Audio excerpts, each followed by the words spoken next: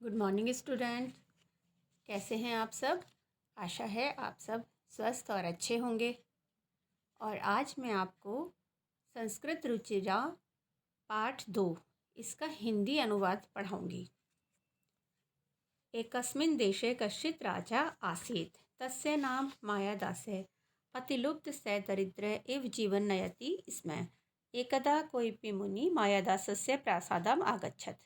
नरपति तवं मुनि सत्कारेणातिष्यतु। नरपतिना सत्कारे संतुष्टि मुनि अवदत्, नृपे स्वस्तस्य तु ते अभीष्टं वरं वर्ये इति।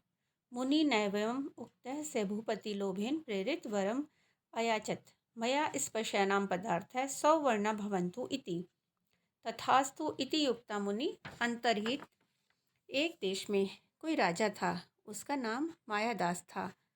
बहुत अधिक लालची होने के कारण वह दरिद्र की तरह जीवन यापन कर रहा था। एक बार कोई मुनि मायादास के महल में आए और राजा ने मुनि को सत्कार से संतुष्ट किया। राजा के सत्कार से संतुष्ट होकर मुनि बोले, हे राजन, तुम्हारा कल्याण हो और तुम मन चाहा वर मांगो। मुनि के द्वारा कहने पर उस राजा ने लोभ से प्रेरित होकर वर मांगा। क्या वर मांगा? उसने कहा, मेरे द्वारा छुए हुए पदार्थ स्वर्ण के हो जाएं, मीन्स सोने के हो जाएं। और मुनि ने क्या कहा? ऐसा ही हो। और ऐसा कहकर वह मुनि अंतर्धान हो गए। मुने वरम लब्ध्वा गृह प्रविष्टः मायादास तत्र स्थितानि वस्तूनि अस्पश्यते। तेन निष्पृष्टानि वस्तूनि सद्यम एव सौवर्णानि मुने वरम लब्ध्वा गृह जातानि। तत् दृष्ट्वा स निरामत्युष्यते। तत् तस्य महती पिपासा जाता। स जलं पातुमुद्यत अभवत्। तेन स्पृष्टां जलमपि सुवर्णपिण्डभवत्। साधुक्ता न मृषा भवति। मुनि से वर प्राप्त कर घर में प्रवेश कर मायादास ने वहाँ रखी हुई वस्तुओं को छुआ। उसके द्वारा छुई हुई वस्तुएं तुरंत ही सोने की हो जाती थी। उनको देखकर वह बिल्कुल संतुष्ट हो गया और उसके बाद उसको बहुत ज़ोर से प्यास लगी और वह जल को जैसे ही पानी पीने को हुआ तो उसके द्वारा छुआ हुआ जल भी सोने का हो गया। साधु का कहा हुआ झूठा नहीं होता। तस्मिन् अवसरे राजकुमारी कुसुमच्चरी मायादासे तत्रागता पितः अतीव सुंदराणि मानि कुसुमानि इति चावदत्। नरपति तामंजरी करेणा स्पश्यता। तेन स्पष्ट्या मंजरी सुवर्णमयी जाता। तद् दृष्ट्वा कुमारी दुखिता अभवत्।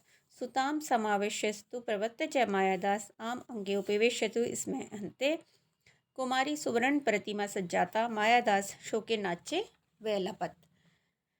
उसी अवसर पर कुछ ही समय में राजकुमारी फूलों की मंजरी लेकर वहाँ आई और उसने अपने पिता को देखकर कहा कि देखो, ये बहुत सुंदर फूल हैं। राजा ने उस मंजरी को हाथ से छुआ। जैसे ही राजा ने उसको छुआ और वह मंजरी क्या हो गई? सोने की हो गई। उसको देखकर राजकुमारी बहुत दुखी हुई और पुत्री को विश्वास दिलाने के लिए, भरोसा दिलाने के लिए मायादास ने उसको क्या किया? अपनी बेटी को गोद में उठा लिया। लेकिन बहुत दुख हुआ क्योंकि राजकुमारी भी सोने की हो गई। मायादास दुख में बहुत ज़ोर ज़ोर से विलाप करने लगा, बहुत ज़ोर ज़ोर से वो रोने लगा।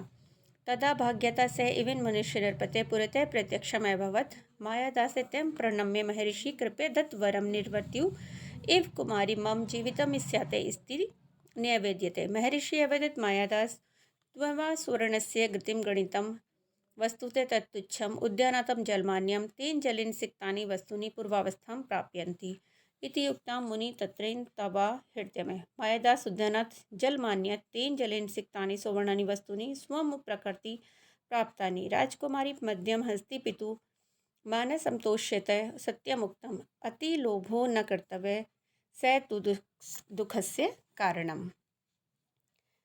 तब भाग्य से वही मुनि राजा के सामने फिर से आए और मायादास ने उनको प्रणाम करके कहा, महर्षि, कृपया दिए हुए वरदान को वापस ले लीजिए। ये राजकुमारी ही मेरा जीवन है। और उसने ऐसा हाथ जोड़कर निवेदन किया। तो महर्षि ने क्या कहा? मायादास, तुमने सोने के महत्व को जान लिया। वह तुच्छ वस्तु है। बगीचे से जल लाओ और उस जल से सींची हुई चीज़ें पूर्व अवस्था में प्राप्त होंगी। ऐसा कहकर मुनि अंतर्ध्यान हो गए।